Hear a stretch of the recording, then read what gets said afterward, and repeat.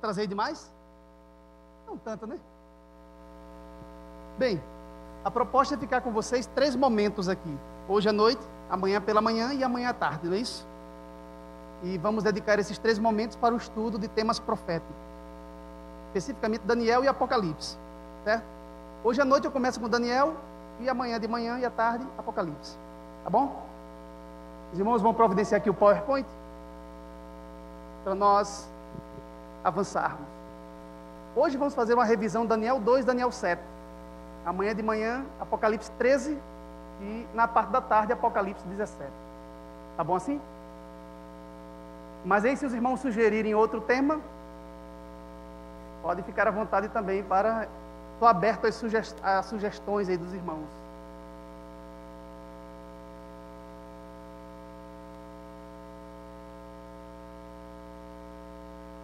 Mudou a fonte?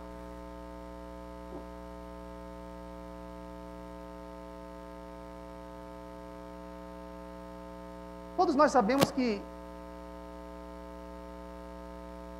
nós sabemos que esses livros, Daniel e Apocalipse, são fundamentais para a identidade histórica dos adventistas do 7º dia. Nós, como povo, temos nossa identidade histórico-profética fundamentada principalmente nesses 2 livros. Somos o povo da Bíblia, então nós acreditamos no princípio tota escritura, ou seja, toda a escritura. Mas Daniel e Apocalipse são livros muito especiais para a identidade adventista. E é por isso que nós investigamos tanto esses 2 livros e extraímos deles nossas principais crenças, nossas crenças mais fundamentais. Quando se estuda o livro de Daniel, estou tendo dificuldade aqui. Pronto. Quando se estuda o livro de Daniel, em termos acadêmicos, existem 2 níveis de investigação, né? Existe aquele tipo de investigação bíblica que é mais de natureza devocional, e existe aquele tipo de investigação bíblica que é de natureza acadêmica. E no âmbito acadêmico, os eruditos bíblicos têm investigado o livro de Daniel e o livro do Apocalipse com base em alguns pressupostos, com base em pressuposições. Hoje é uma crença, é uma convicção dominante na academia de que ninguém pode ler um texto, seja ele qual for, sem pressupostos, sem pressuposições. Então, quando nós nos aproximamos do texto, nós já levamos uma certa bagagem cognitiva, cultural, intelectual para o texto. E isso, de certa forma, influencia, quer voluntária ou involuntariamente, as conclusões a que vamos chegar. Então, nós, adventistas, à medida que investigamos o livro em seu nível mais acadêmico, nós também temos nossas pressuposições. Nós não escapamos, nós não prescindimos dessa realidade. Ok? Quais são os nossos pressupostos ao investigar o livro de Daniel? Nós partimos de pressupostos sobrenaturalistas. O que quer dizer isso? Que nós não temos nenhum problema em aceitar o sobrenatural. Digo isso porque desde o iluminismo, no século XVIII, até os dias de hoje, predomina dentro da academia uma concepção racionalista que rejeita o sobrenatural. Então, os eruditos críticos leem o texto bíblico tentando despojá-lo de todo e qualquer aspecto sobrenatural. E nós, adventistas, não compartilhamos desse pressuposto do iluminismo, certo? Nós aceitamos o pressuposto de que existe um Deus, de que existe uma realidade acima da natureza, sobrenatural, e que esse Deus é um Deus que intervém, é um Deus que se relaciona com suas criaturas, é um Deus que governa a história e se revela aos seres humanos que criou. Falo isso porque predomina também dentro da academia uma concepção deísta, de que existe um Deus que não interfere na natureza. O que é o deísmo? O deísmo é a crença de que o Criador, de que Deus criou o mundo lá no começo, deu a corda inicial e depois abandonou o mundo que criou. É um Deus que não se preocupa com suas criaturas, é um Deus que não interfere, é um Deus que existe, estava lá no começo, mas não interfere na natureza, nem na história. Nós rejeitamos esse retrato de Deus. Nós não aceitamos o deísmo. Nós acreditamos no teísmo. Troquem o D pelo T. O teísmo é a crença de que Deus existe e que governa a história, de que se preocupa com seus filhos, com suas criaturas, e que estabeleceu um plano para redimi-los. Ok? Então esse é o nosso primeiro pressuposto. Deus governa a história e nela se revela. Segundo, nós acreditamos que Deus é onisciente, ou seja, Deus conhece todas as coisas, e Ele conhece o fim desde o princípio. E quando Ele se revela aos seus instrumentos, quando Ele se revela aos seus profetas, Ele os capacita a fazer uma leitura da história e dos eventos futuros. Então, o profeta, sob inspiração divina, ele é capaz de sondar acontecimentos futuros e registrá-los. Isso quer dizer que quando lemos os livros proféticos de Daniel e do Apocalipse, nós encontramos ali profecias preditivas autênticas. Digo isso porque a maioria dos eruditos bíblicos que não aceitam o sobrenaturalismo, não aceitam o sobrenatural, rejeitam a existência das profecias preditivas autênticas nesses livros. Para a maioria deles, as profecias de Daniel e do Apocalipse foram escritas depois dos acontecimentos. Tanto Daniel quanto João, o vidente, registraram os acontecimentos que já estavam em andamento em seus dias. Eles não estavam prevendo acontecimentos futuros, porque eles não acreditam, né, na capacidade de sondar o futuro distante. Eles não acreditam que existam profecias preditivas realmente autênticas. O que eles creem é que existe vaticínio ex evento, ou seja, depois que os eventos ocorreram. Então, quando Daniel fala daqueles episódios ali, ele na realidade já estava depois dos acontecimentos, registrando como se fossem eventos ainda futuros. É o que ele chama de fraude piedosa. Ou seja, o profeta Daniel, que na realidade não é um profeta autêntico, na perspectiva dos críticos, estaria depois dos acontecimentos, utilizando um gênero de literatura chamado apocalíptica, escrevendo, narrando história que já tinha acontecido como se fossem eventos futuros.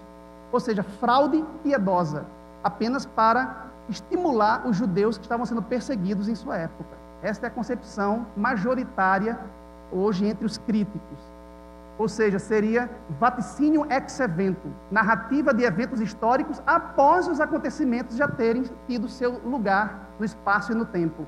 E nós não aceitamos esse tipo de pressuposição. Nós acreditamos que se Deus é capaz de ler o futuro, Ele pode capacitar o seu profeta a sondar o futuro distante. Então nós acreditamos que os profetas, de fato, estavam prevendo acontecimentos de modo autêntico, genuíno, ok? Isso nos leva, como ocorreu aqui uma alteração na fonte, ficou um pouco desorganizado ali, eu acho que talvez algumas partes do texto lá na frente não serão vistas adequadamente, mas por hoje passa, né? Amanhã a gente se articula da melhor maneira possível. Isso nos leva a refletir rapidamente sobre a data da composição do livro de Daniel. Talvez alguém possa achar que essa discussão é uma discussão árida, talvez técnica, complexa e sem sentido. Por que debater a data em que o livro foi escrito? a data da composição do livro de Daniel? É porque, a depender da data da composição, nós podemos interpretar o livro de uma maneira completamente diferente. Existem duas teorias vigentes hoje para a data em que o livro foi escrito. A teoria exílica, que diz que o livro foi escrito pelo profeta enquanto vivia no exílio da Babilônia, no 6º século antes de Cristo, como o próprio livro testifica internamente, e é a teoria que os eruditos conservadores, os teólogos conservadores, inclusive adventistas, aceitam.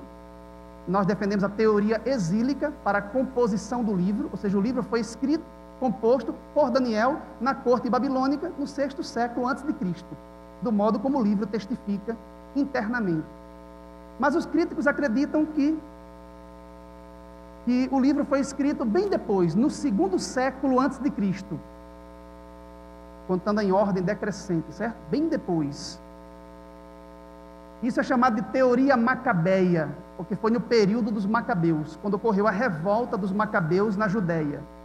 Existia um homem que se fez passar pelo profeta Daniel, mas era um judeu piedoso, um escritor anônimo do 2º século, que escreveu como se estivesse na corte babilônica no 6º século antes de Cristo. É o que eles chamam de fraude piedosa, né? Então, qualquer comentário que você pega hoje, escrito por um erudito crítico, ou um católico romano, ou algum protestante histórico, vai defender esta data para a composição do livro. O livro foi escrito no 2º século antes de Cristo, no período dos macabeus, após a divisão do Império Grego, e não lá no 6º século, quando estava governando o Império Neobabilônico, certo? E nós também, oficialmente, como povo, também não aceitamos esta pressuposição, certo? Nós acreditamos que, de fato, Daniel é o escritor do livro, ele era um profeta autêntico de Deus, vivia entre os exilados na Babilônia, e ali no 6º século antes de Cristo, ele escreveu o livro que hoje recebe o seu nome, o livro de Daniel.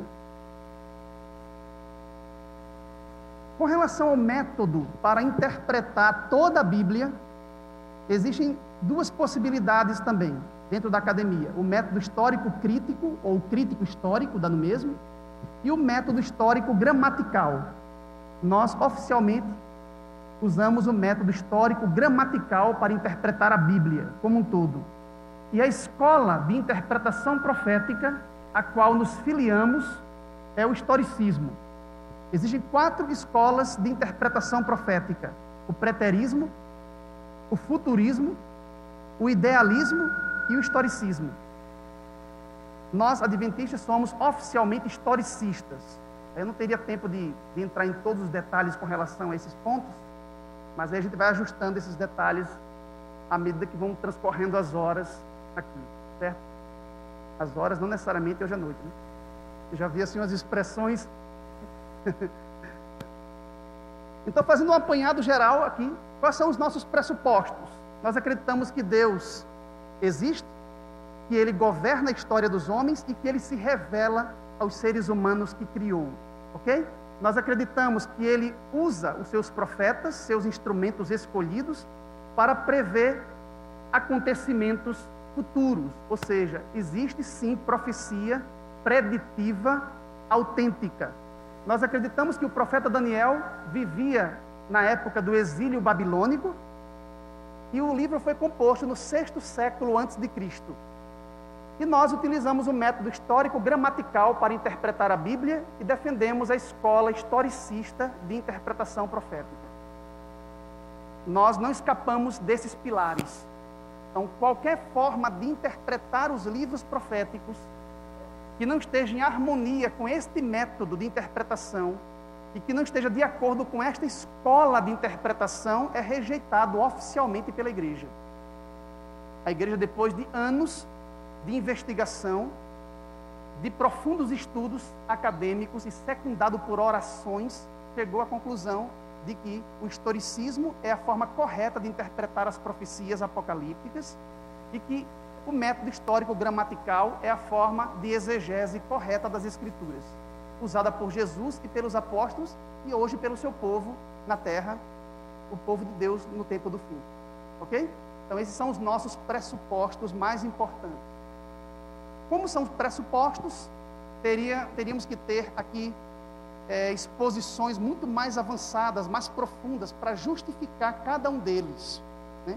E é claro que nós não teríamos tempo para analisar cada um desses pontos. Então, estou pressupondo que os irmãos também já tenham esta compreensão, porque estas são compreensões muito básicas e estão na base, no fundamento mesmo de todo o ponto de vista oficial de nossa denominação, ok? Aqui e ali aparecem alguns irmãos com interpretações futuristas, tanto do livro de Daniel quanto de Apocalipse, principalmente no tocante aos períodos de tempo proféticos. E a igreja já acha um pouco esquisito, porque não está em harmonia com o próprio método que a igreja usa. Se é usado um método diferente, é claro que as conclusões serão diferentes, né? Porque a fonte já está contaminada, né? Então, temos que ter cuidado com os princípios de interpretação, a metodologia que usamos para a investigação. Não se começa uma investigação de uma doutrina bíblica ou de um texto qualquer da Bíblia sem primeiro estabelecer os princípios corretos da interpretação e um método correto para interpretar a Bíblia. Então, nós temos que ter um método correto para chegarmos a conclusões corretas, né?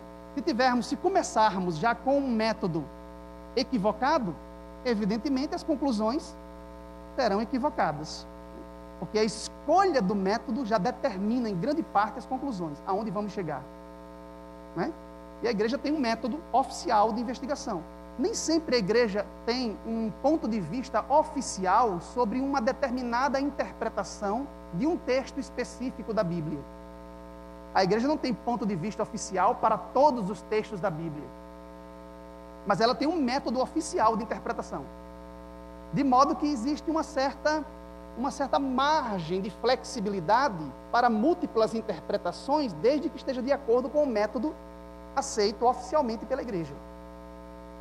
Mas quando as conclusões são oriundas de um método alheio, de um método distinto daquele que é oficialmente aceito pela igreja, essas conclusões não são aceitas pela igreja. Mas se você utiliza um método correto e chega a uma conclusão diferente do irmão, mas usando um método correto, a igreja tolera essas formas diferentes de interpretar um texto bíblico. Aqui é bom também deixar claro a diferença entre o que é o ponto de vista oficial da denominação e um ponto de vista tradicional da denominação. Um ponto de vista oficial da igreja é aquilo que é votado em uma assembleia quinquenal, uma assembleia na conferência geral. Então, há um documento assinado em uma assembleia geral, diante dos delegados de todos os campos reunidos. Isso é um ponto de vista oficial. É diferente de um ponto de vista tradicional, né? Aquele que nós sustentamos por tradição, que é o mais benquisto, um ponto de vista mais acariciado entre nós, mas que está sujeito a atualizações. Então, às vezes, nós sustentamos certas posturas tradicionais como se fossem oficiais, votadas em Assembleia Geral com um documento oficial. E nem sempre é assim. Por exemplo, a interpretação para Apocalipse, capítulo 17, que fala sobre as cabeças da besta e o oitavo rei, que é o tema do sábado à tarde aqui, amanhã à tarde. A igreja não tem um ponto de vista oficial sobre este capítulo, sobre o capítulo 17 do Apocalipse. Ou seja, nós não temos um documento votado em uma Assembleia Geral sobre esse tópico. Portanto, a igreja tolera interpretações variadas, desde que esteja de acordo com o método. Esse sim é votado, é um ponto de vista oficial. Ok? Compreendido essa diferença? Capítulo 2 do livro de Daniel. Todo mundo já deve ter tido contato aqui com esta profecia.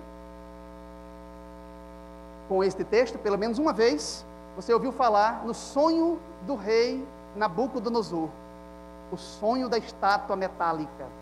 Todos aqui já ouviram falar nisso? O rei Nabucodonosor teve um sonho, o rei do Império Neobabilônico, que era o império mais poderoso na época. Teve um sonho, ficou muito perturbado, resolveu chamar todos os magos, encantadores, feiticeiros, necromantes do seu reino para dizer o sonho e a interpretação. E ninguém conseguiu fazê-lo. O rei ficou indignado, baixou um decreto de morte para matar todos os sábios da Babilônia. Daniel estava entre eles. E aí, todo mundo conhece ali a narrativa. Chegou um momento em que Daniel se apresentou diante do rei e disse que revelaria o sonho e a sua interpretação. E em um determinado momento, ele chega diante do rei e dá ali os detalhes referidos ao sonho e à interpretação. Foi que o rei sonhou. O rei sonhou com uma estátua metálica.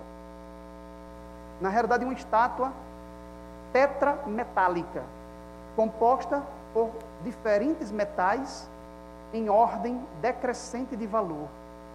A cabeça era de fino ouro, os peitos e os braços eram de prata, o ventre e os quadris de bronze, as pernas de ferro e os pés em parte de ferro e em parte de barro de oleiro. Depois ele viu que uma pedra foi cortada sem auxílio de mãos humanas. Essa pedra atingiu a estátua em seus pés e esmiuçou, de modo que toda a estátua foi destruída, e a pedra cresceu, se converteu em uma grande montanha, encheu toda a terra. Esse foi o sonho. Depois ele deu a interpretação. Qual era a interpretação? Simbolizava esta estátua que o rei viu em seu sonho. A estátua, na realidade, era um símbolo para a história humana. Deus fez saber ao rei pagão Nabucodonosor, por meio do símbolo da estátua tetrametálica, um esboço da história humana. Deus apresentou um esboço da história humana, por meio da estátua. A estátua, em sua totalidade, representa a história humana.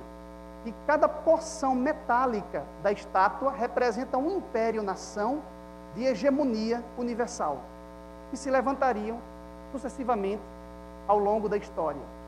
A cabeça de ouro representaria qual império? O império que governava o mundo nos dias do profeta.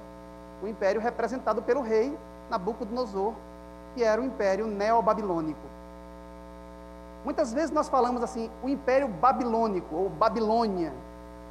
E nesse ponto é bom ter um pouco de cuidado aqui, quando você estiver dando um estudo bíblico para alguém que conheça história profundamente, porque aqui surge um questionamento.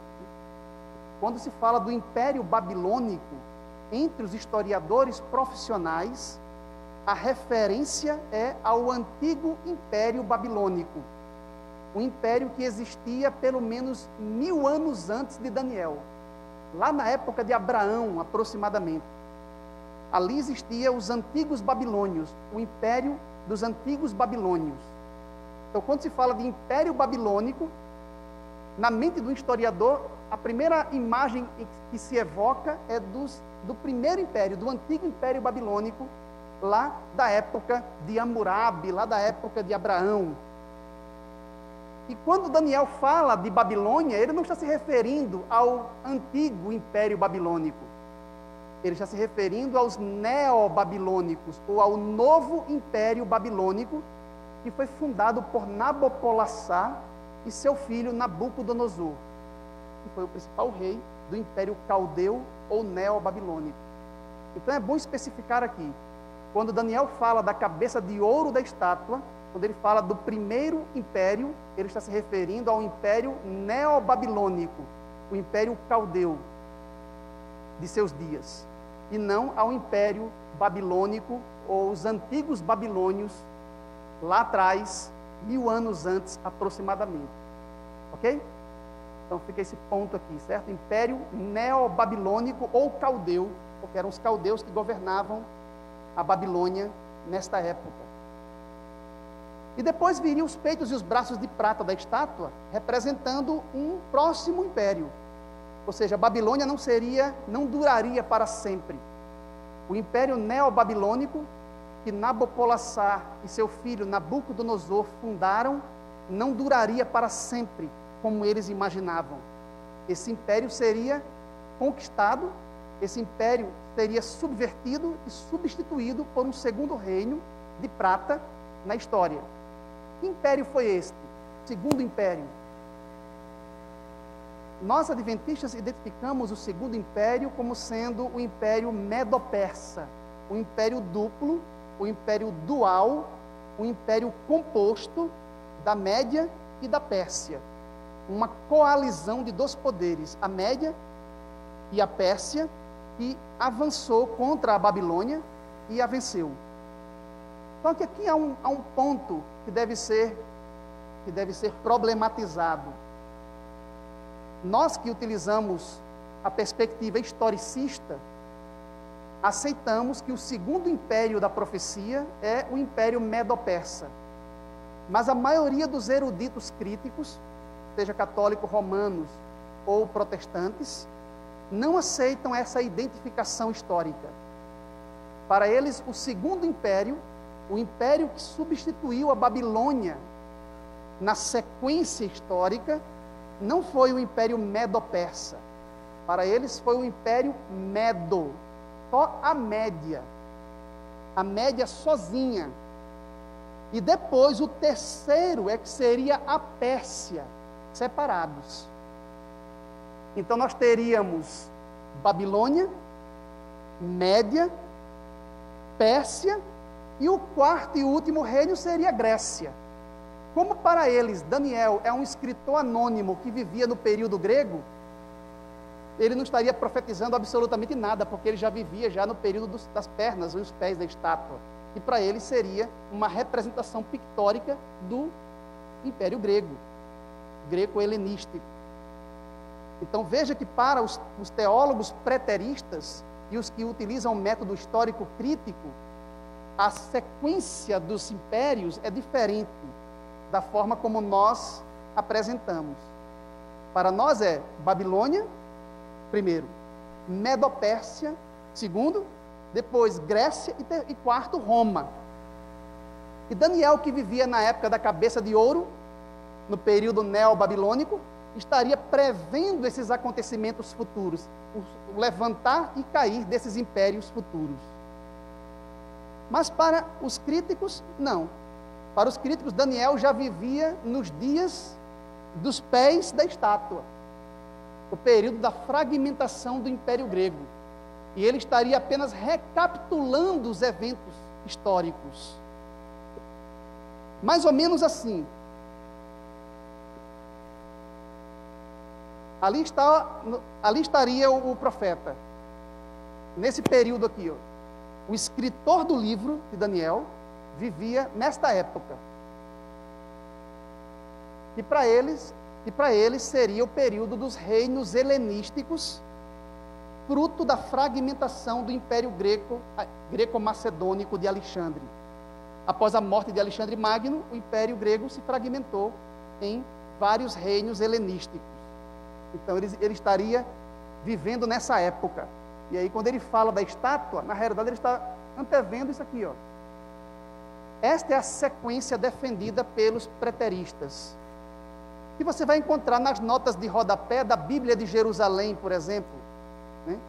Que é uma Bíblia utilizada pelos teólogos católicos. Aquelas notas de rodapé foram produzidas por eruditos críticos, que utilizam a metodologia crítica para interpretar o texto. E eles acreditam que Daniel vivia nesta época, no segundo século antes de Cristo, na época da revolta dos macabeus contra esses reinos helenísticos gregos. Pode falar. Nada. Vamos chegar lá. Vamos chegar nesse ponto aí. Na realidade, para o erudito crítico, para os eruditos críticos, a pedra não representa a segunda vinda de Cristo. A chegada da pedra, para eles, era apenas a leitura e a esperança do escritor do livro, que vivia atribulado na época dos macabeus. Então ele acreditava que a história iria acabar ali com uma intervenção divina, e isso não aconteceu.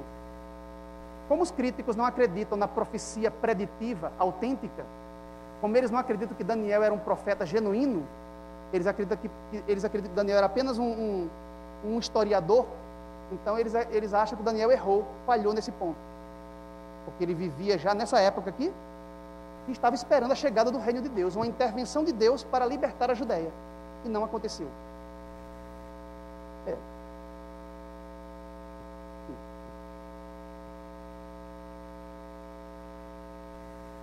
Na realidade, para os críticos, o único elemento que é realmente profético no livro, o que Daniel realmente arriscou prever no futuro, seria a chegada da pedra, nos dias dos Macabeus, e não chegou, né? Lá nos dias dos reinos helenísticos, e não aconteceu. E eles não têm nenhum problema em afirmar que Daniel comete vários equívocos, vários erros ao longo do livro. E eles não têm a perspectiva elevada das Escrituras como nós temos. Porque nós acreditamos que as Escrituras é a inspirada palavra de Deus. Eles leem as Escrituras como se fosse qualquer literatura antiga, uma vez que eles descartam o sobrenatural, né?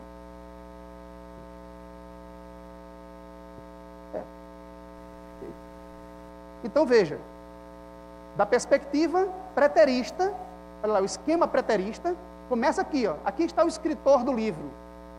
Na época em que quem governava o mundo? Os reinos helenísticos gregos. Um desses reinos helenísticos era a Síria Seleucida. Lembra que um dos 4 generais de Alexandre era Seleuco? Seleuco criou uma dinastia, a dinastia dos Seleucidas, na Mesopotâmia, especificamente na Síria. E um desses reis Seleucidas, chamado Antíoco IV Epífanes, ou Epifânio, promoveu uma campanha avassaladora de helenização contra a Judéia.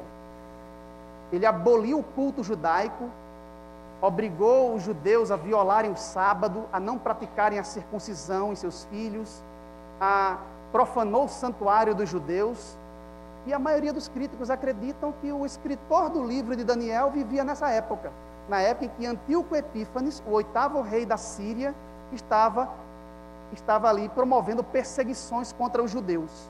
Então ele vivia exatamente nessa época aqui, ó. Na época em que os reinos helenísticos, inclusive a Síria Seleucida, que era a opressora, governava o mundo, governava a política no Antigo Oriente.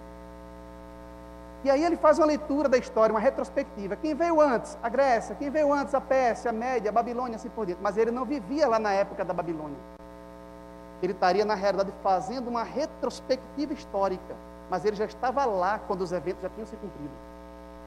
Porque eles não podem aceitar de modo algum que o profeta está antecipando os acontecimentos futuros. Vocês entenderam bem isso? Qual é a forma nossa de entender? A forma nossa, que é o esquema historicista. Onde é que fica o profeta, o escritor do livro? Lá no período em que a Babilônia governava. E ele está olhando para frente, para o futuro. Ele não está lá nos pés olhando para trás, para a história. O livro de Daniel não é um livro de história apenas. É um livro de previsões, predições autênticas de eventos futuros. E aí, para nós, o primeiro seria a Babilônia, a cabeça de ouro. Depois viria a Medo-Pérsia, a Grécia. E o quarto seria Roma. E aí, os pés da estátua, os dedos, seriam os reinos bárbaros que fragmentaram o Império Romano na Idade Média. Ok? Perceberam a diferença no esboço? Qual é o ponto de articulação mais importante nesses esquemas?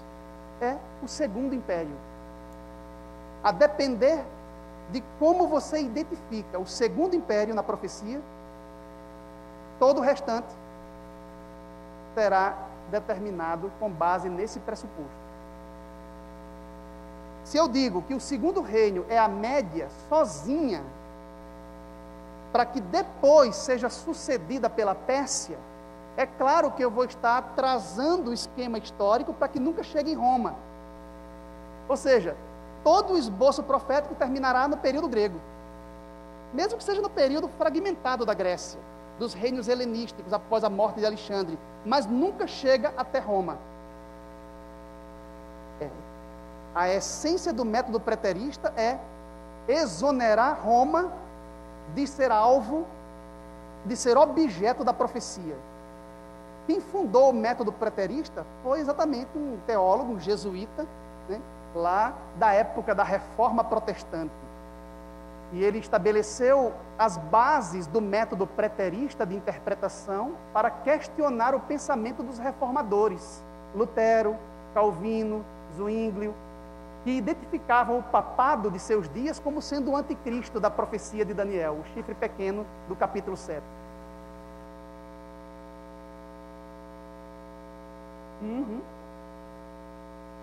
Sim. No segundo século depois de Cristo, um filósofo neoplatônico pagão chamado Porfírio, que era inimigo do cristianismo, estabeleceu a tese de que o livro de Daniel não foi escrito no 6º século antes de Cristo, mas no 2º século, bem depois dos eventos já terem ocorrido. Isso ele usou como uma arma contra o cristianismo. Mas depois da Reforma Protestante, lá no século XVI, eruditos católicos jesuítas se valeram desta concepção para apontar suas armas contra Lutero, Calvino e os reformadores, porque eles identificavam o 4º reino da profecia como Roma e o chifre pequeno como sendo o papado. E aí, o que é que esses jesuítas vão fazer? Eles vão dizer, não, nem Roma nem o papado aparecem na profecia. A profecia vai até o tempo grego, porque o escritor do livro vivia na época grega. Ele jamais iria conseguir prever o surgimento de Roma.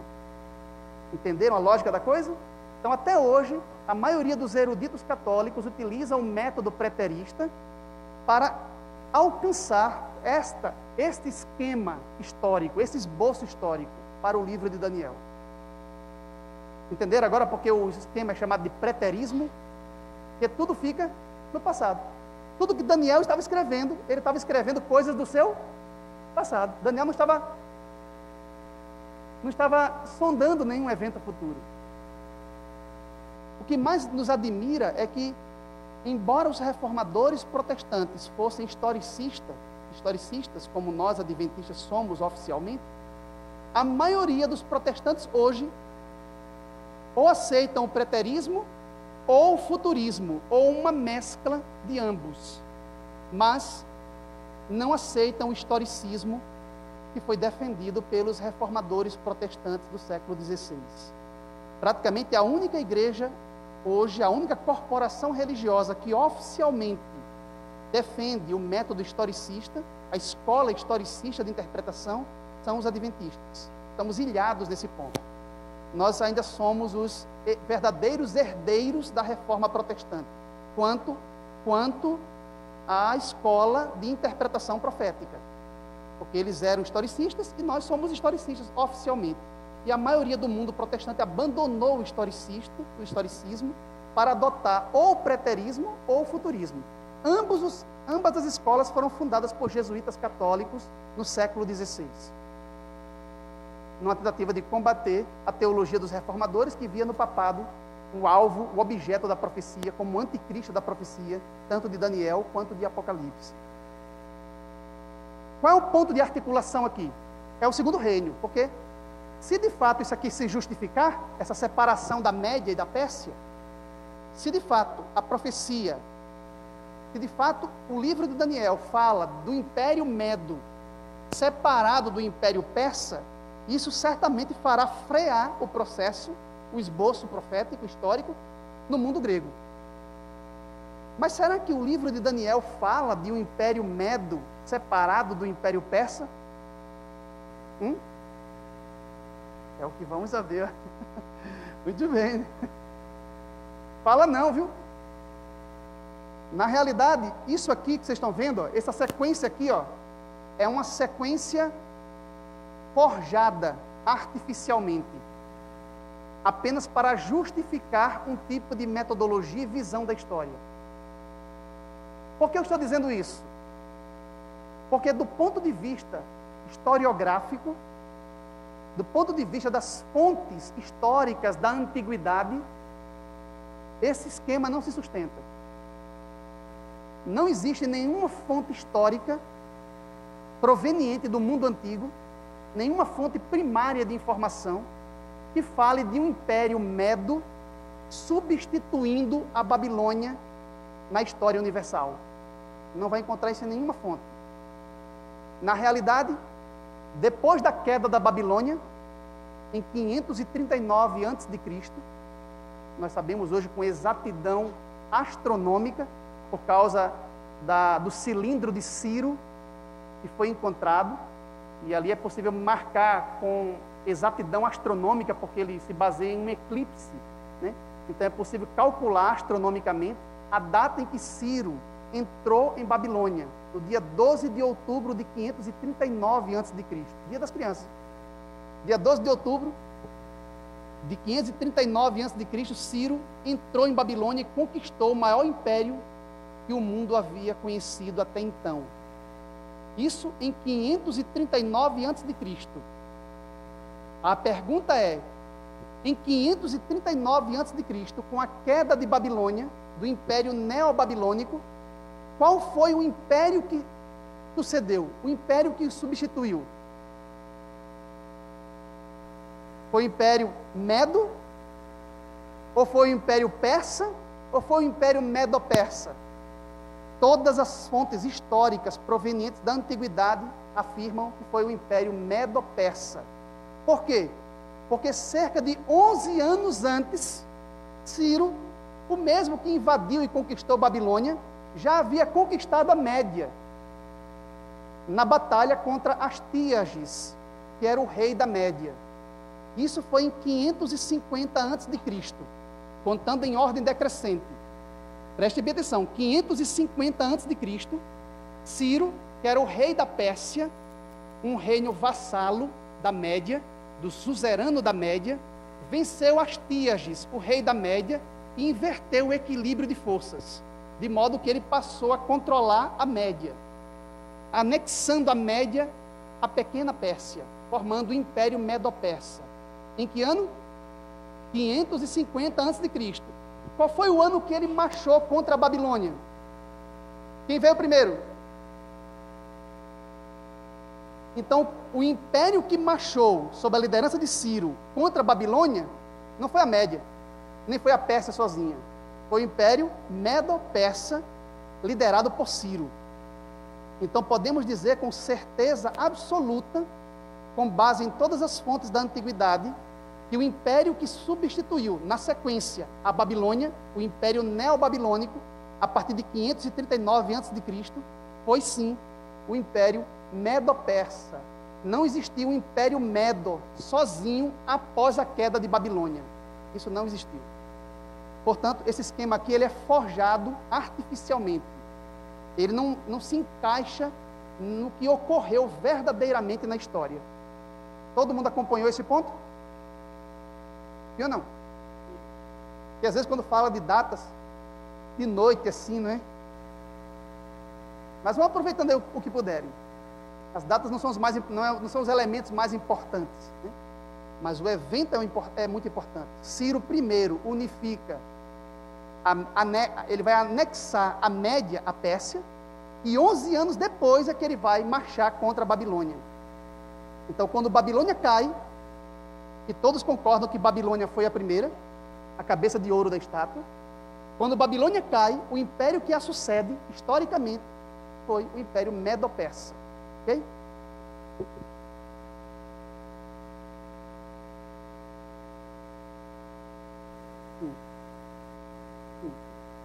Por um ano apenas, enquanto Ciro continuava suas conquistas pelo Oriente. Se tiver tempo, eu vou explicar isso com mais detalhes. Mas isso fala em Daniel. Agora veja. Quando nós vamos... Essa informação que eu dei para vocês é uma informação da história. O que é que as fontes históricas extra-bíblicas, ou seja, os documentos fora da Bíblia, falam sobre o reino que sucedeu a Babilônia? Todos eles, por unanimidade, testificam que o império que sucedeu a Babilônia foi o Império Medo-Persa, encabeçado por Ciro o Grande. Ok? Agora, o que é que o próprio livro de Daniel diz sobre o segundo império? É o que nos interessa agora. Pode falar, irmão.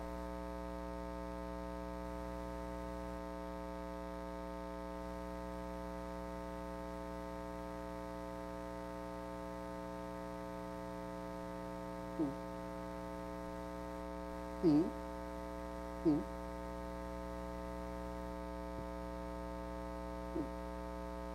Isso, porque até o ano 550 a.C., Ciro era o rei de um pequeno principado, chamado Pérsia, que fica no planalto do Irã, que era um reino vassalo, submisso a um império maior, que era o Império Medo, governado por Astíages. Ele primeiro teve que vencer Astíages na batalha, juntar os dois, a Média com a Pérsia, para, juntando essas forças, invadir a Babilônia, avançar contra a Babilônia. Então, do ponto de vista historiográfico, o império que sucede Babilônia é a Medo-Pérsia, e não a Média sozinha, como falam os preteristas. Aí você pergunta, mas os preteristas não sabem disso? Claro que sabem. Vocês estão achando que esses eruditos críticos não têm formação profissional em história? Que eles não leem os documentos da antiguidade? Claro que eles sabem. O que eles afirmam é que esse esquema é forjado mesmo. Mas quem forjou esse esquema foi o próprio Daniel, segundo eles. A culpa é de quem? De Daniel, que para eles não é um profeta autêntico. Então comete falhas. Para eles, Daniel cometeu um erro na leitura da história. Para eles, Daniel vivia em uma época tão distante dos eventos, que quando ele fez a retrospectiva, ele cometeu equívocos.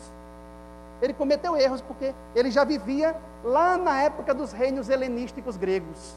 Quando ele foi fazer uma retrospectiva, ele não tinha memória, ele não tinha como saber da existência de um império dual, o império medo-persa, simultâneo. Então, para os eruditos críticos, o esboço é forjado mesmo, mas quem é o autor desse esboço da história é o próprio Daniel, o próprio autor do livro. Veja se nós poderíamos compartilhar de uma crença como esta. Nem sonho, né? Jamais, né? Vou falar.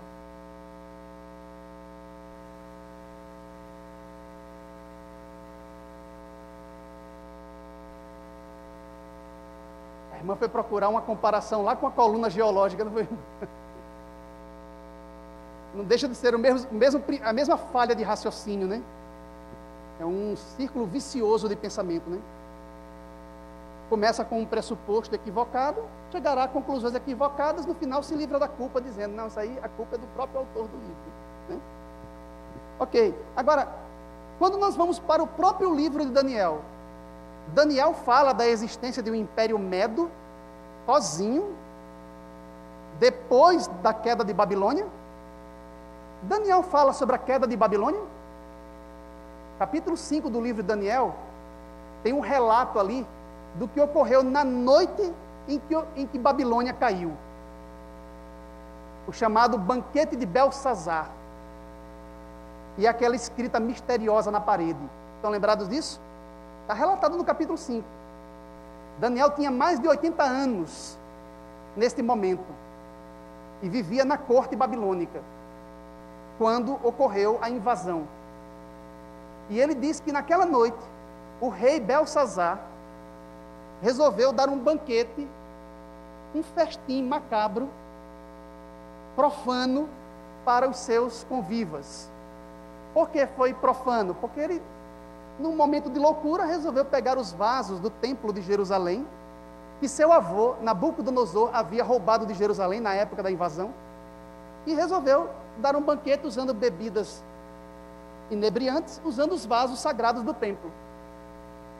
E ali, no meio da embriaguez, apareceu um fenômeno sobrenatural, né? Uma mão, como que uma mão aparece e começa a escrever ali nos rebocos da parede 3 palavras em aramaica: Mené, Mené, Tekel e Parsim. Né? E ninguém sabia interpretar aquilo. E aí chamaram Daniel, né? Que já nessa época tinha mais de 80 anos de idade. Quando ele interpretou o sonho do avô de Belsazar, Nabucodonosor, lá no capítulo 2, ele tinha 18 anos de idade aproximadamente. Mas agora, ele já tinha mais de 80 anos. E quando ele chegou ali, que viu aquela inscrição na parede e ele disse: vocês não estão compreendendo o que está escrito aqui? Tão simples, tão fácil. O que estava escrito ali? Pesado fostes na balança e foste achado em falta. Portanto, o teu reino será dividido e dado a quem? Aos medos e persas, né?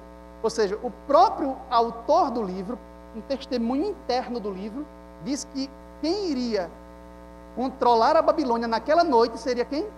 Os medos e persas, não é isso? E como é que termina o capítulo 5? Naquela mesma noite, Babilônia caiu nas mãos de quem?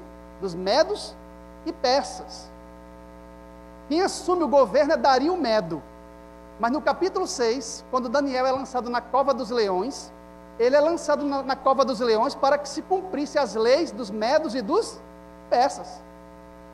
Quando nós vamos para o capítulo 8 do livro de Daniel, aparece ali um carneiro com 2 chifres, um mais alto do que o outro, embora o mais alto tenha subido por último. E o anjo intérprete diz para Daniel que o carneiro com os 2 chifres representava os reis da Média e da Pérsia. Então, tanto do ponto de vista da historiografia extra-bíblica, os documentos da antiguidade, como do ponto de vista interno ao próprio livro, o poder que substituiu Babilônia foi o império composto, o império dual da Média e da Pérsia. Portanto, o esquema preterista não se justifica, nem do ponto de vista historiográfico, nem do ponto de vista bíblico. Separar a Média da Pérsia só tem uma intenção: frear o processo histórico para que não chegue até Roma. E isso é explícito. E se não estava até hoje, espero que esteja agora. Quais são as intenções dessa interpretação preterista, dessa leitura preterista da história?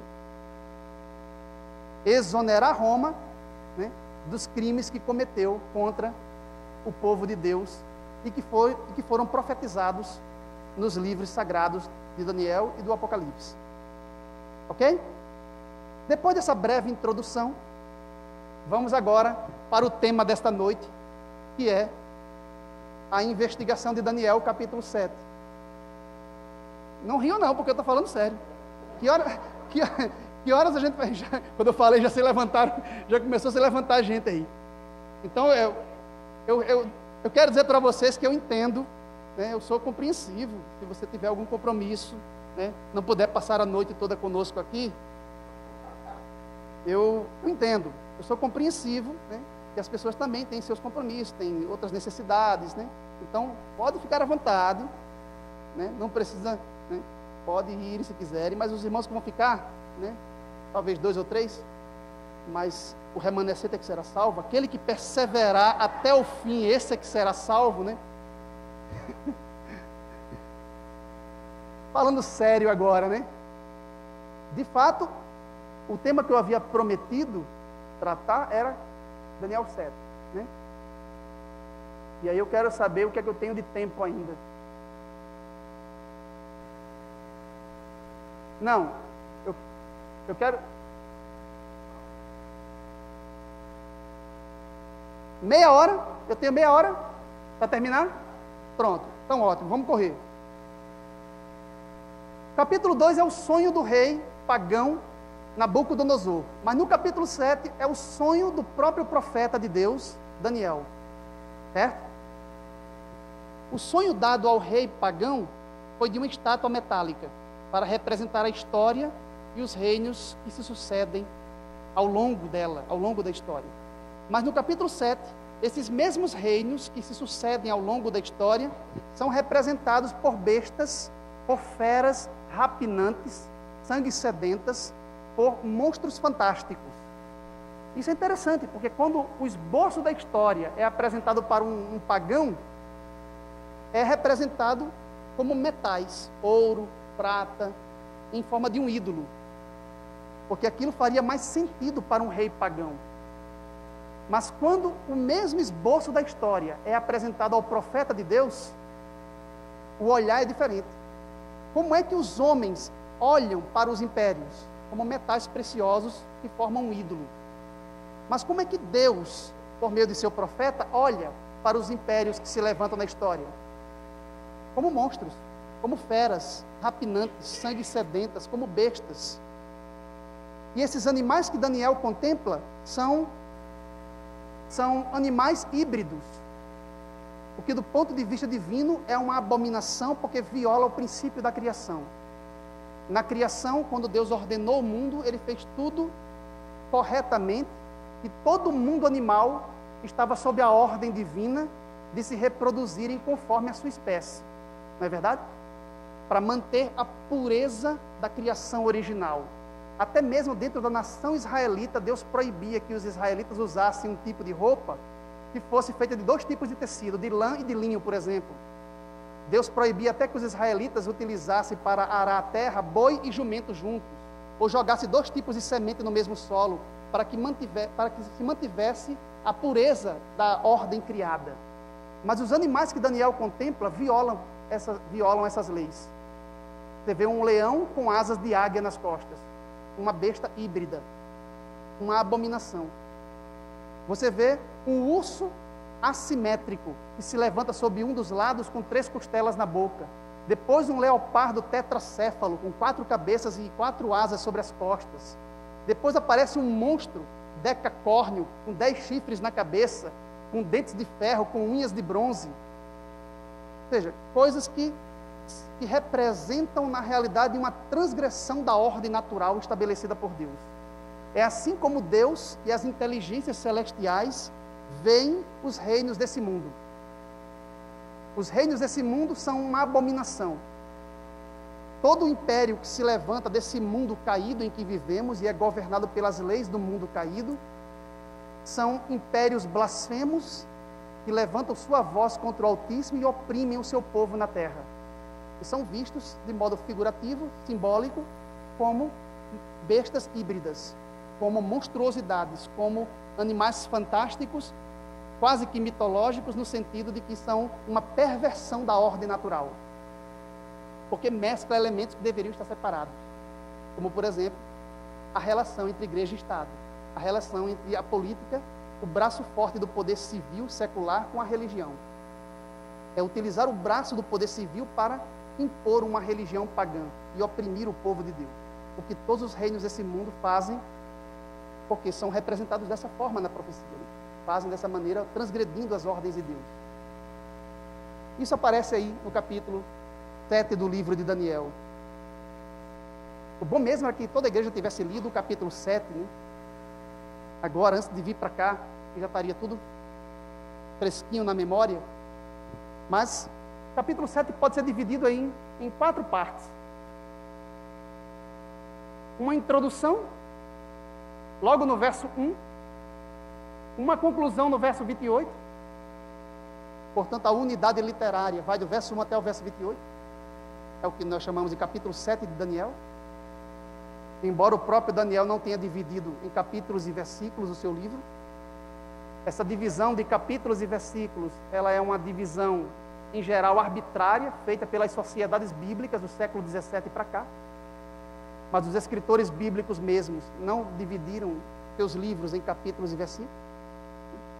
Mas nesse caso, no caso do capítulo 7, a divisão foi feita corretamente. E começa no verso 1 e termina no verso 28, é uma unidade literária. O mesmo não ocorreu no final do livro de Daniel, em que se dividiram 3 capítulos quando se trata de uma única visão. Capítulo 10, 11 e 12. É uma única visão. E nossas Bíblias apresentam a visão como se fossem 3 capítulos distintos. Mas, na realidade, é um único bloco literário, uma única profecia. Uma longa profecia que começa no capítulo 10 e termina no final do capítulo 12. Uma coisa interessante que os eruditos têm percebido é que um padrão que se repete dentro do livro de Daniel é que, primeiro, se descreve as cenas da visão, o que foi mostrado ao vidente. E depois vem uma interpretação dada por um agente autorizado por Deus, em geral um anjo intérprete, que acompanha o profeta em suas visões. No capítulo 7 nós vemos isso. Se você lê do verso 2 até o verso 15, Daniel está está descrevendo as cenas que ele contemplou em sonho profético. Mas do verso 16 até o final do verso 27 é a interpretação dos símbolos, das cenas da visão. Isso quer dizer que não basta você ler a visão propriamente dita. Você tem que ficar muito atento a como o anjo intérprete decodificou a simbologia, como o anjo interpretou as cenas proféticas. Porque como nesse caso nós estamos lidando com linguagem profética e profecia apocalíptica, o uso de figuras, de símbolos, é muito amplo. E para nós interpretarmos os símbolos, nós precisamos saber como foi que o anjo interpretou os símbolos. Sim ou não? Aqui e ali nós queremos dar uma de intérpretes autorizados, né? E aí a gente começa a interpretar os símbolos da linguagem profética subjetivamente. Ah, Jesus vai vir montado em um cavalo, Apocalipse 19, porque o cavalo representa força, velocidade. Quem disse que você tem essa autoridade para decodificar o símbolo com base no que lhe vem na cabeça? Ah, eu acho que cavalo quer dizer força. Não é um intérprete que tem poder para interpretar o símbolo. O símbolo tem que ser interpretado com base em uma chave decifratória dada pelo próprio texto sagrado. É o texto que objetivamente vai dizer como decodificar os símbolos, não é qualquer coisa com base na fantasia. Ah, eu acho que isso aqui quer dizer paz, quer dizer alegria. Não, não é o que eu acho, é o que o texto diz. Em geral, o anjo interpreta. Lembra lá em Apocalipse 17? O anjo diz para João: as águas que viste, onde a meretriz está assentada, são povos, multidões, nações e línguas. O anjo interpreta o símbolo das águas. Então é muito importante dar atenção a essa segunda parte, que é a interpretação angélica das cenas, dos símbolos da visão. Às vezes nós ficamos tão empolgados com a leitura da visão, a descrição das cenas, já queremos interpretar. E é bom ler como o anjo enviado por Deus, como um intérprete autorizado por Deus, vai interpretar e decodificar o símbolo. Se nós dermos atenção a isso, nós vamos ter aí boa parte da interpretação, porque boa parte das cenas são interpretadas pelo anjo. Isso se repete como um padrão em todo o livro. Ok?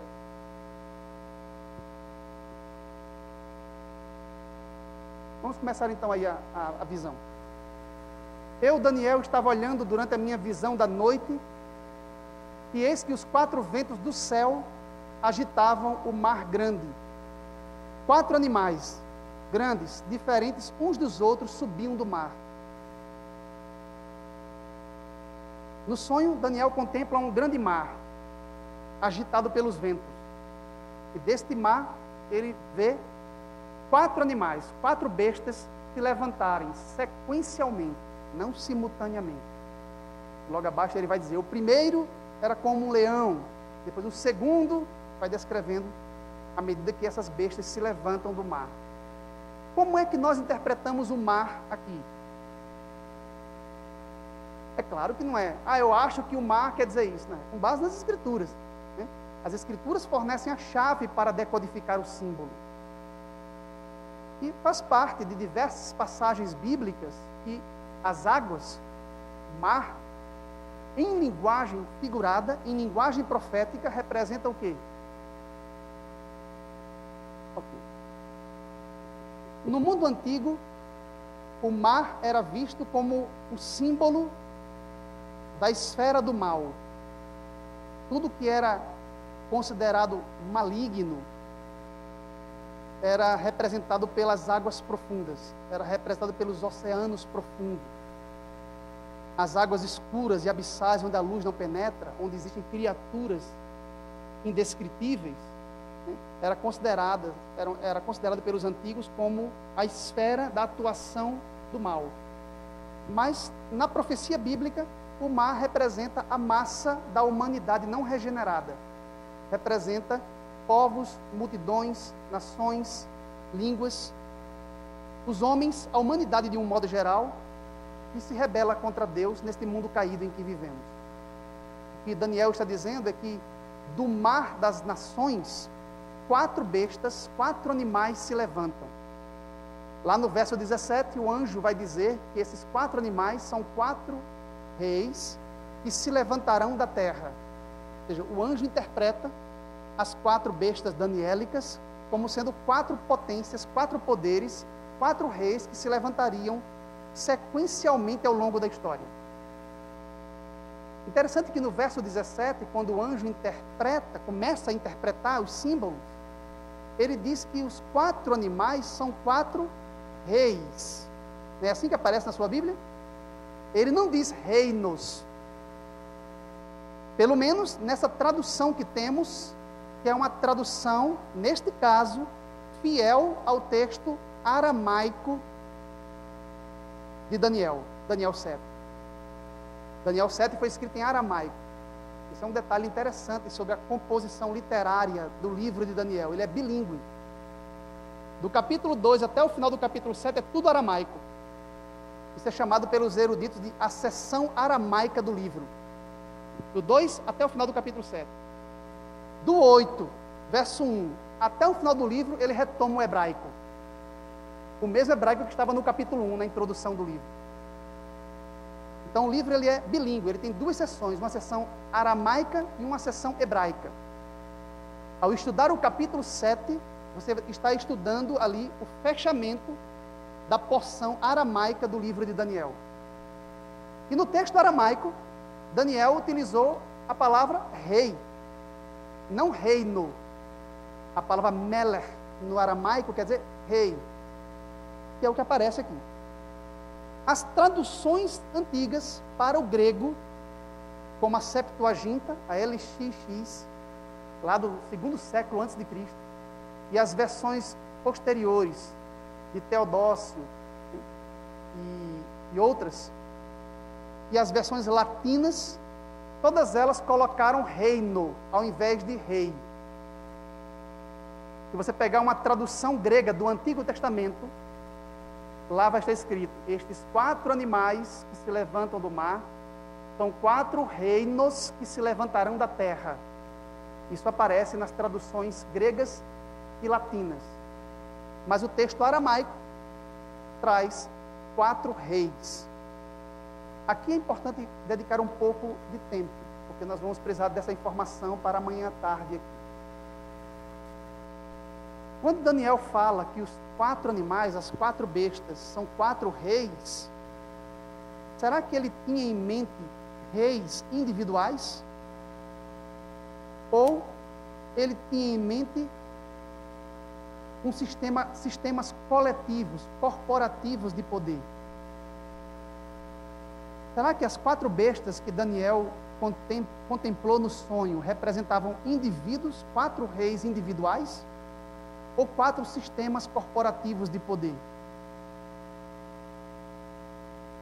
Quando você vai lá para o verso 23, quando o anjo interpreta o 4º animal, veja o que é que ele diz aí. Aí aparece no aramaico a palavra reino.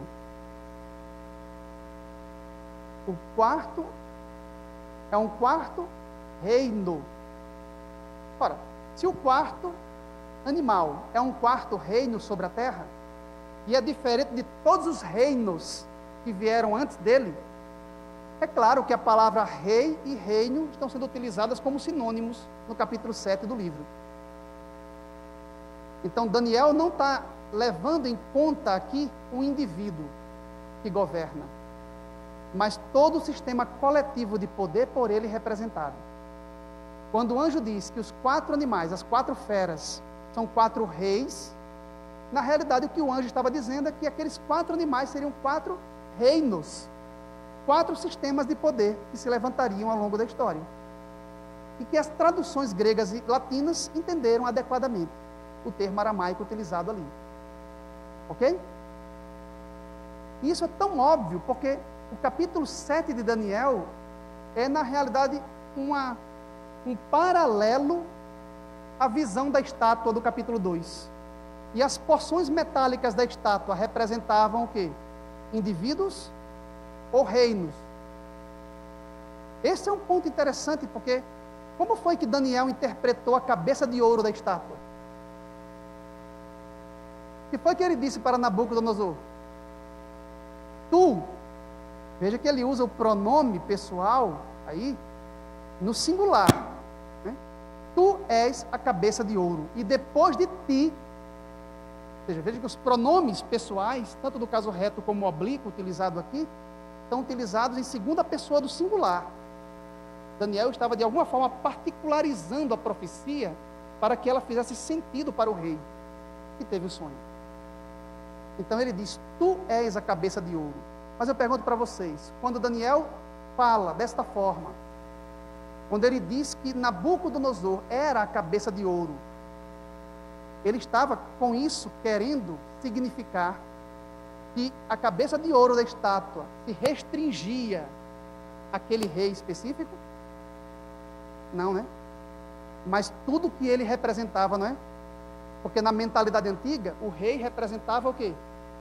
O rei não era visto como um indivíduo. Até essa noção de individualidade é uma noção moderna, né? O rei era visto como um ícone, um símbolo de uma coletividade de poder. Então, quando Daniel diz, tu és a cabeça de ouro, Daniel não estava querendo dizer, você, enquanto indivíduo, é a cabeça de ouro da estátua. Não. O que Daniel estava dizendo era, você, no cargo, na função que você representa dentro do Império Babilônico, o maior império até então, é a cabeça de ouro. Isso se explica pela frase que vem logo em seguida, quando ele diz, depois de ti se levantará o quê? Aí aparece reino. Se levantará outro reino. E eu pergunto para vocês, foi depois de ti que se levantou outro reino? A Medo-Pérsia veio depois da morte de Nabucodonosor? Não. Depois de Nabucodonosor, outros reis ainda governaram a Babilônia. Nabucodonosor não foi o único rei da Babilônia. Na realidade, ele governou por 43 anos, um império que durou aproximadamente 70 anos.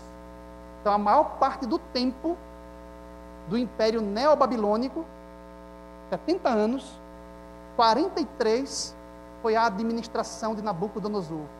Mas depois que ele morreu, não se levantou o império medo-persa imediatamente.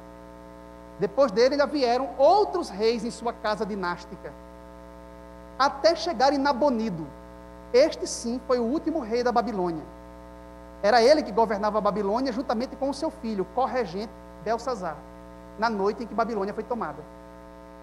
Então, quando Daniel diz, depois de ti se levantará outro reino, fica muito claro para nós que a cabeça de ouro não era Nabucodonosor enquanto indivíduo, mas era tudo o que ele representava.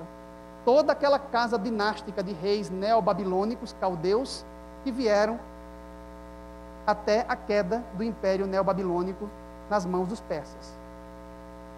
Isso fica claro para nós? Isso tem que ficar claro para nós, porque quando formos estudar as cabeças da besta no Apocalipse, a gente tem que lembrar o que era a cabeça de ouro da estátua. Como a profecia entende o símbolo da cabeça.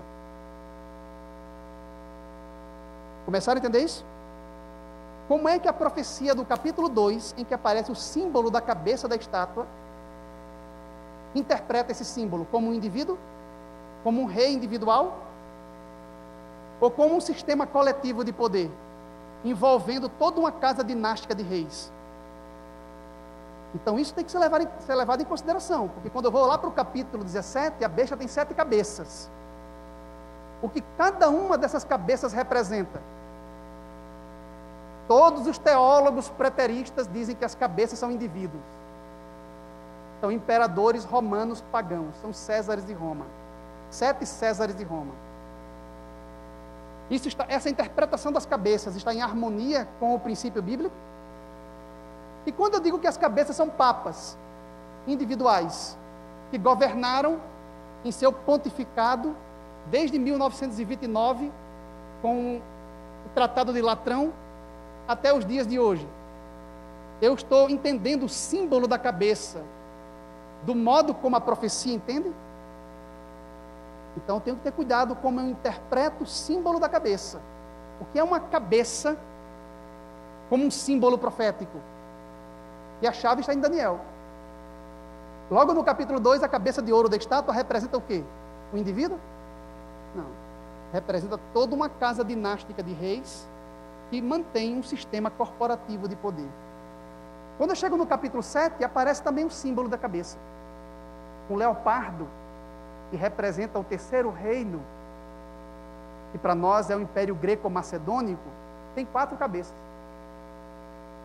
Aí, a interpretação fica viciada, porque a maioria dos adventistas que eu conheço entende que as 4 cabeças do leopardo grego representam 4 indivíduos, 4 generais de Alexandre: Cassandro, Lisímaco, Ptolomeu, Lagos e Seleuco. E eu pergunto para vocês, as 4 cabeças do leopardo representam isso? Esses 4 indivíduos? Cassandro, Lisímaco, Ptolomeu, Lagos e Seleuco? Depois da morte deles, já se levantou o próximo animal? Ou representam os reinos por eles encabeçados? De Seleuco vieram quantos reis?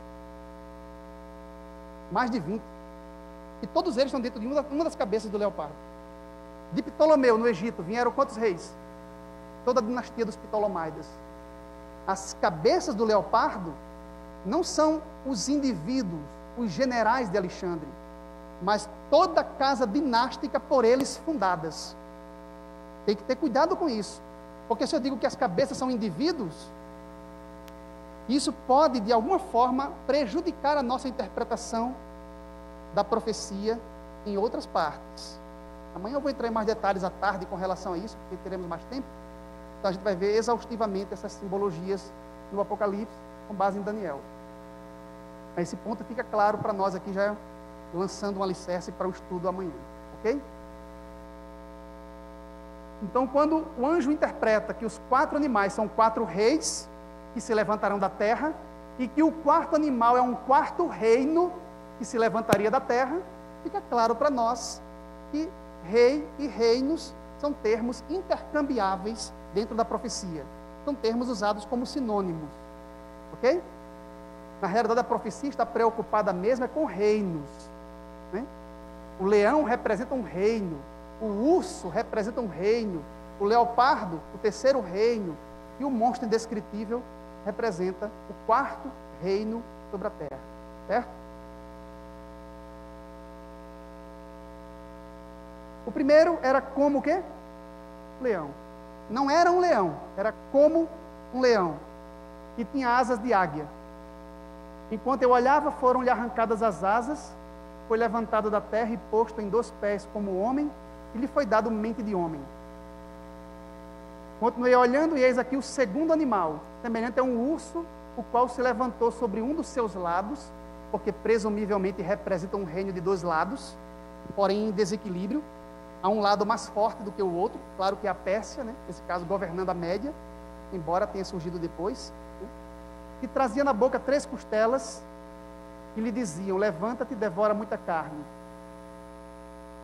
O terceiro, o outro, era semelhante a um leopardo, tinha nas costas 4 asas de ave, tinha também este animal 4 cabeças e foi-lhe dado domínio.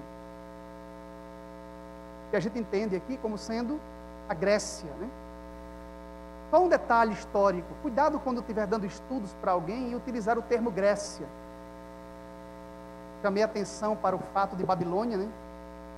Império Neo-Babilônico, ou Caldeu, certo?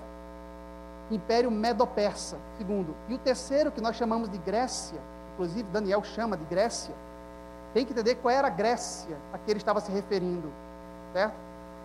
Não é a Grécia do período clássico, aquela que você encontra nos livros didáticos, das cidades-estado independentes, Atenas, Esparta, Tebas, Corinto, Delfos. Não, não é a Grécia do período clássico que Daniel menciona na profecia. Na realidade, Daniel está se referindo à Grécia unificada. A Grécia só teve um momento de sua história em que ela foi unificada. Porque tanto antes desse momento, quanto depois, ela sempre foi dividida. Cada cidade era seu próprio estado. Daí o nome cidade-estado, as polis gregas. Mas houve uma época que ela estava unificada. Que época foi essa? Nós falamos que foi Alexandre, mas na realidade quem começou a campanha para a unificação das cidades gregas foi Felipe II, rei da Macedônia. Foi ele que conseguiu controlar aquela região. A Macedônia fica ao norte da Grécia, na Península Balcânica, na Europa. Foi ele que conseguiu controlar a maior parte das cidades gregas. E como ele morreu, sem concluir o seu projeto, seu filho, Alexandre o Grande, Alexandre Magno, deu continuidade às políticas de expansão e unificação da Grécia que seu pai havia começado. Esse é Alexandre III, o Grande. Certo? Já haviam outros Alexandres na Macedônia antes dele. Eles são macedônios, não são gregos. Por isso que quando você utiliza o termo Grécia, império, o terceiro império é a Grécia, pessoas que estudam história acham isso esquisito. Né? Então o termo tecnicamente correto seria Império Greco-Macedônico. A Grécia do período helenístico, já unificada por Alexandre. Felipe II, rei da Macedônia, e o seu filho Alexandre III, Alexandre Magno. Certo? Ou seria aí a Grécia do período helenístico. É o Império Greco-Macedônico, porque eles eram da Macedônia, uma região que está acima, ao norte da Grécia. Ok? Então nós temos aí já três, né? Império Neobabilônico, ou Caldeu, o Império Medo-Persa e o Império Greco-Macedônico. Que nesse caso é representado por esse leopardo aqui. Um outro detalhe que os adventistas muitas vezes passam por alto é com relação ao que ocorreu na morte de Alexandre. Alexandre morreu aos 32 anos, em 323 a.C. Quando ele morreu, a maioria dos irmãos acham que o reino foi dividido entre os seus 4 generais. Não é assim que se geralmente fala, aqueles estudos básicos da igreja? Estudos mais superficiais, mais simplificados. Né? Na realidade, Alexandre morreu em 323 a.C. Mas o reino só foi dividido em 4, pelos 4 generais, no ano 301 a.C. Ele morre em 323, mas o reino só é fragmentado em 4 partes, em 301, após a Batalha de Ipsos, entre os generais. Quantos anos depois da morte de Alexandre? Então, mais de 20 anos depois da morte de Alexandre, é que o reino foi de fato fragmentado em 4 partes. Quando Alexandre morre, sobe ao trono como seu substituto, seu meio-irmão, porque era irmão de parte de pai, mas com uma outra esposa, com uma outra mulher, não da mesma mãe. Né? O meio-irmão de Alexandre assume o trono do império. Também era chamado de Felipe. Felipe Arrideu, Felipe III Arrideu. Depois da morte dele, um filho póstumo de Alexandre, que nasceu depois da sua morte, ainda era muito novinho, mas assumiu o trono também. Então, houve muitas conspirações, depois muitas guerras. O filho de Alexandre foi morto, foi assassinado. Depois houve uma briga de poder entre os generais. E muitas guerras. Até que em 301, na Batalha de Ipsos, ocorreu a divisão do império entre 4 generais, os mais importantes. Ele tinha muitos generais, mas os 4 foram os que conseguiram manter os seus domínios por volta de 301 a.C., ou seja, cerca de 20 anos depois da morte do rei, da morte de Alexandre. Não foi uma divisão imediata, como geralmente se fala. Certo? Esse lapso de tempo é importante para o que vamos falar amanhã, com relação a alguns símbolos proféticos. Né? Principalmente essas cabeças do leopardo que aparecem aqui. Note que o símbolo das cabeças é importante para nós, porque nós precisamos compreender a profecia da besta apocalíptica e as 7 cabeças amanhã. Então esse símbolo é muito importante para nós. Aí aparece agora o 4º animal. E eu agora já pretendo ir já para o final dessa nossa introdução aqui, desse nosso estudo, porque eu já sei que eu não vou conseguir ir até o fim mesmo, então eu vou partir do pressuposto de que em casa os irmãos vão ficar aí um pouquinho da noite, né, estudando o capítulo 7 de Daniel, para chegar tudo afiado amanhã aqui para o Apocalipse 13, que amanhã eu já vou para o Apocalipse 13. Certo? Aqui chegamos no 4º animal. Depois disto, eu continuava olhando nas visões da noite, e eis aqui o 4º animal.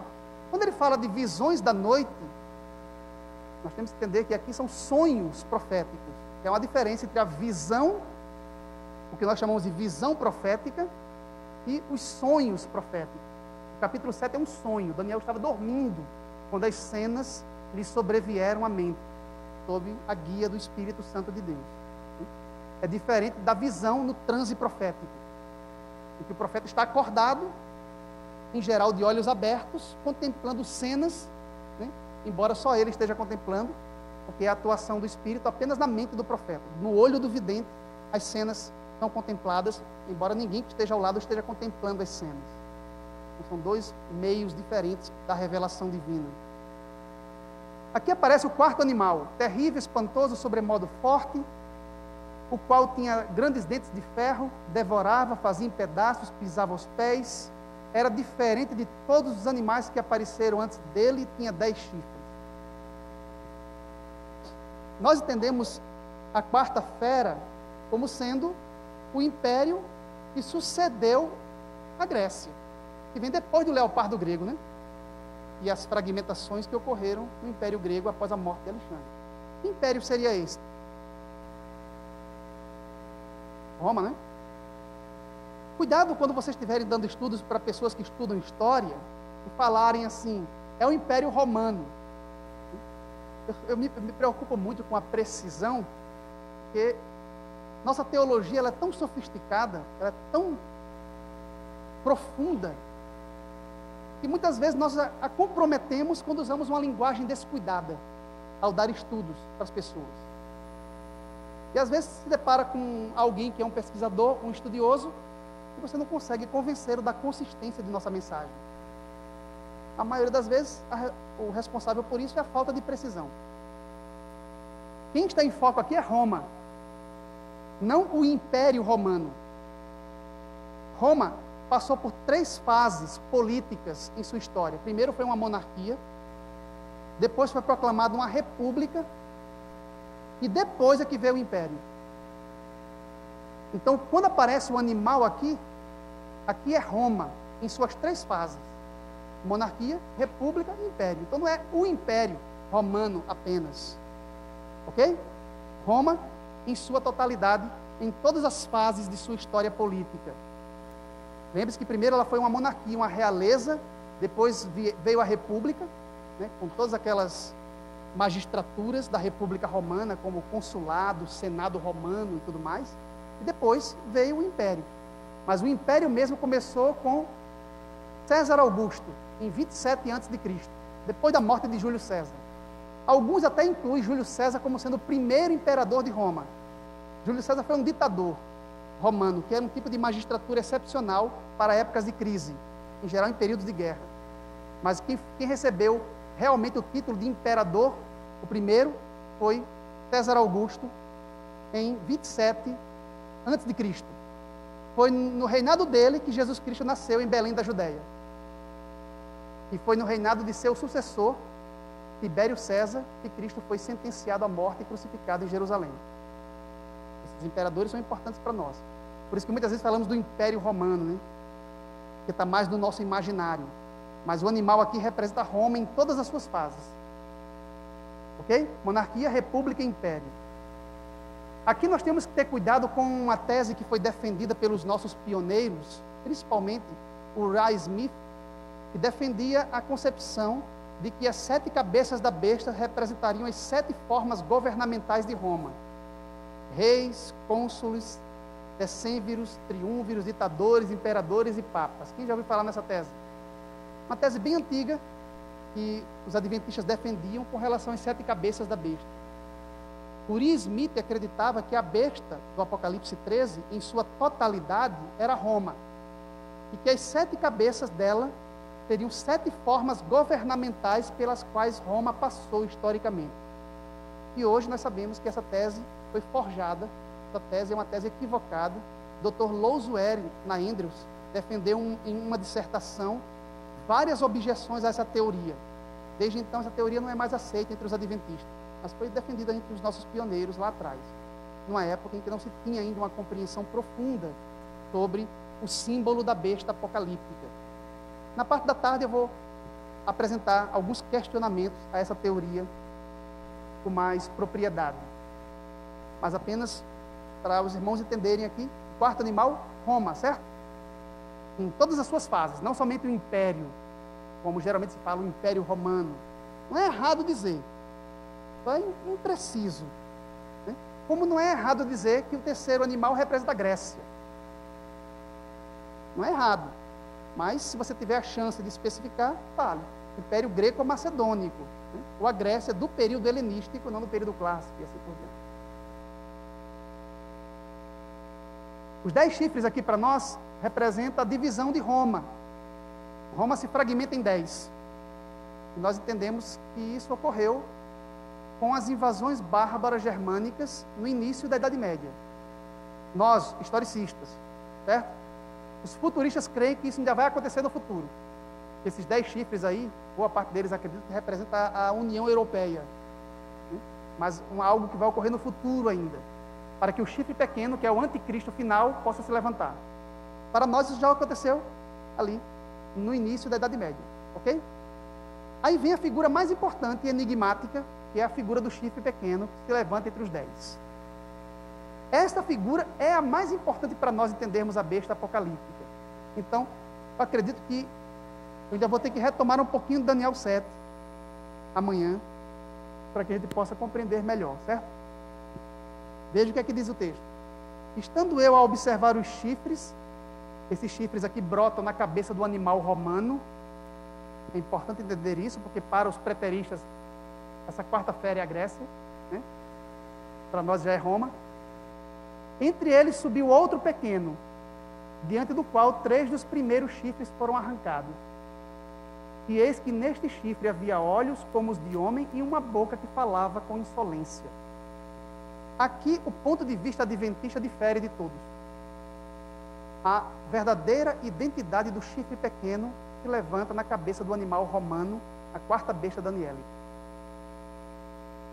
Para nós, e praticamente só para nós, estamos ilhados nesse ponto. O chifre pequeno se levanta na cabeça da quarta fera, representa o sistema papal que começou o seu período de supremacia na Idade Média e avançou até os tempos modernos, até a queda do papado na Revolução Francesa em 1798, quando começa o período que no livro de Daniel é chamado o Tempo do Fim. O Tempo do Fim começou desde 1798 para nós. Tempo do fim, não o fim dos tempos. Porque o tempo do fim é um período dentro do livro de Daniel. E nesse ponto nós estamos ilhados. Quem é o chifre pequeno? Os preteristas dizem: a quarta fera é a Grécia. E o chifre pequeno é Antíoco IV Epífanes, que é um poder grego. Né? Os futuristas dizem que o chifre pequeno é o anticristo que vai se levantar no tempo do fim, nos últimos 7 anos da história terrestre, para perseguir a igreja. Ou melhor, para perseguir Israel. A igreja vai estar arrebatada nas nuvens nesse período. E os adventistas dizem: nem está lá atrás com Antíoco Epífanes, no 2º século antes de Cristo, nem está lá na frente com o anticristo final, simplesmente está no meio da história ali. Daí o nome historicismo, né? Para nós, as profecias estão ocorrendo quase que igualitariamente distribuídas ao longo da história, do tempo histórico. E o chifre pequeno representaria o poder papal. Isso tem que ser justificado e demonstrado, porque se isso não for provado, nós não temos como entender a figura do chifre pequeno que vai reaparecer no símbolo da besta apocalíptica. Se você ler o Apocalipse 13, você vai ver que a besta que João viu se comporta exatamente igual ao chifre pequeno de Daniel 7. Tem uma boca que fala blasfêmias, persegue os santos por um tempo profético, tem autoridade sobre as nações e assim por diante. Então, decifrar esse símbolo enigmático, o mais misterioso dos símbolos do livro de Daniel, que é o chifre pequeno, é o elemento mais importante, e era o tema dessa noite, identificar esse poder. Mas eu vou deixar nas mãos dos irmãos refletirem sobre isso. Aí amanhã eu vou retomar desse ponto aqui. Se os irmãos, na hora do culto pela manhã, puderem me dar o máximo de tempo para eu poder ainda fazer a retomada de Daniel, aí eu agradeço. Dê uma limpada um pouquinho na liturgia para a gente poder ganhar tempo para o estudo. Ok? Dúvidas até aqui? Ia falar?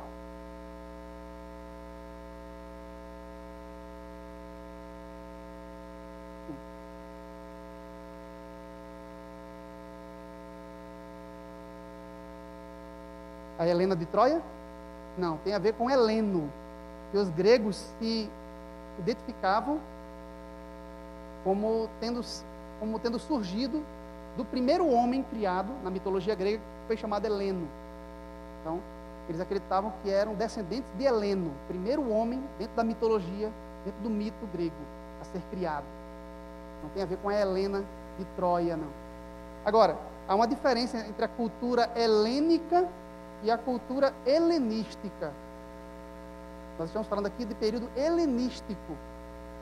A cultura helênica é a cultura grega, a cultura grega autêntica, puramente grega. O que é a cultura helenística? É a mistura da cultura grega, helênica, com a cultura dos povos conquistados por Alexandre. Alexandre levou a cultura helênica e misturou com a cultura dos povos orientais, gerando nesse caldeirão de culturas a cultura helenística, ou o helenismo. Por isso, quando a gente fala da Grécia, é a Grécia do período helenístico, já com essa mistura de culturas, que é principalmente a fusão da cultura grega, a helênica, com a cultura dos persas que ele conquistou e de outros povos orientais. Ok? Então vamos ficar por aqui nessa parte, para os irmãos poderem descansar, e amanhã, pela manhã, a gente retoma o que falta e avança. Espero que os irmãos que vieram continuem até o final, para manter uma sequência, certo? Ok? Obrigado, então. Vamos então orar, vamos descansar. Bondoso Deus, nosso Pai, obrigado pelas instruções tão preciosas que nos deste. Faze que ao receber essas informações, nossa fé se fortifique cada vez mais no Deus único, verdadeiro, que nos fala através da palavra profética que não vai falhar. Nos dês fé para entender e viver tudo isso. Vai conosco agora para casa, em nome de Jesus. Amém. Hino de número 602. Graça, amor e comunhão.